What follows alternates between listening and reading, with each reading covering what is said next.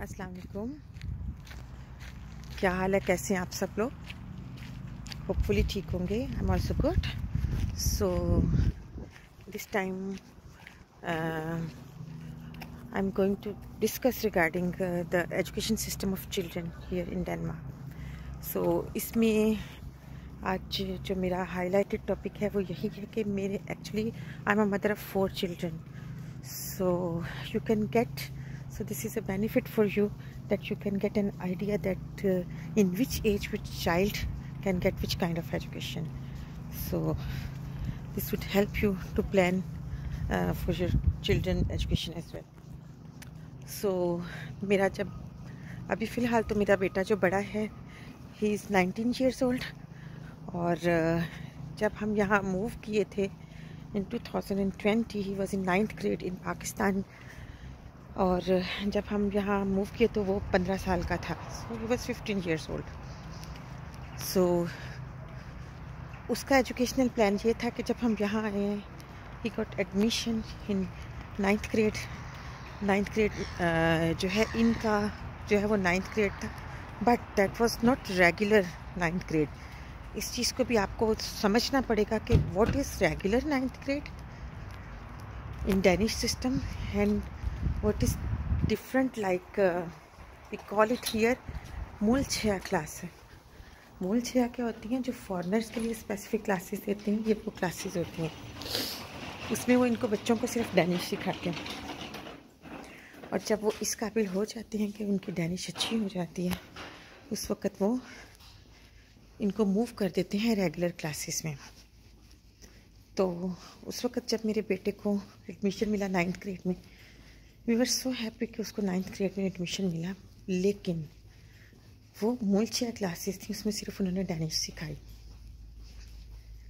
अगर वो यहाँ रेगुलर रहता तो डेफिनेटली वो रेगुलर क्लास में चला जाता जल्दी, जो कि उनका ड्यू था जब हम मूव करके सारे पुर्तगाल में. सो हमें उसका बहुत भारी नुकसान हुआ कि उसको 9th ग्रेड से हटाया गया. और हम जब मूव करके पुर्तगाल तो वहाँ पर जाके उसमें एडमिशन लिया. So when we moved here again in Denmark, उस वक़्त उसकी एज जो थी वो हो चुकी थी 18, नियर टू 18. सो इन्होंने इसको रेगुलर स्कूल में नहीं लिया. सो ये हमारे लिए एक बहुत बड़ा प्रॉब्लम बन गया. ऑफ कोर्स ज़ाहिर एज अ पेरेंट्स हमें बच्चे को स्कूल में एडमिशन करवाना था, जबकि वो एडल्ट में फॉल कर गया. सो ये सारा कुछ आगे पीछे होता रहा.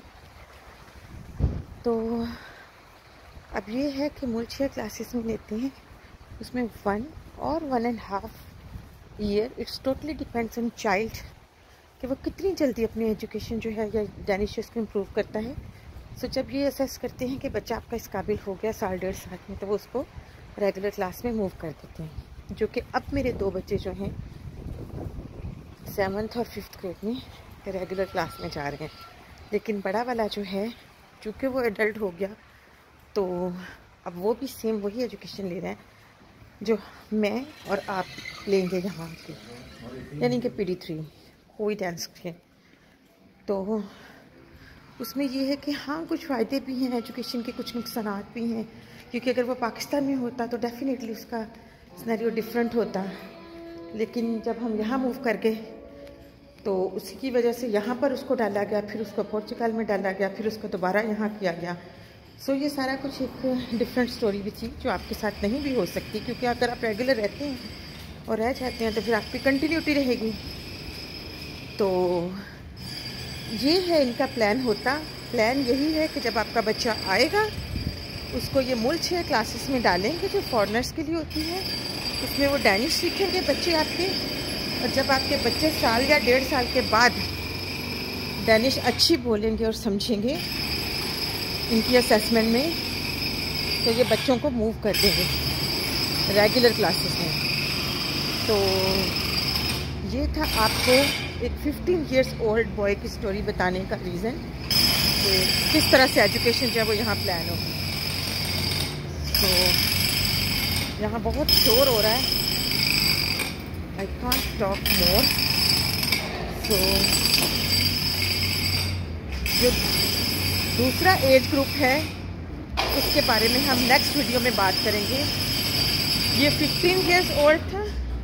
नेक्स्ट में आपको 12 इयर्स ओल्ड बॉय की स्टोरी जो है वो मैं बताऊंगी कि उसके साथ क्या हुआ और उसकी एजुकेशन जो है वो किस तरह से हमने कंटिन्यू की है या क्या वो कर रहे हैं। इसके लिए आपसे रिक्वेस्ट है कि आप रेगुलर वीडियोस को देखें, मेरे चैनल को शेयर करें, सब्सक्राइब करें और लाइक करें और लोगों को भी बताएं ताकि मेरा चैनल ग्रो करे और मेरा इंटरेस्ट भी बढ़े।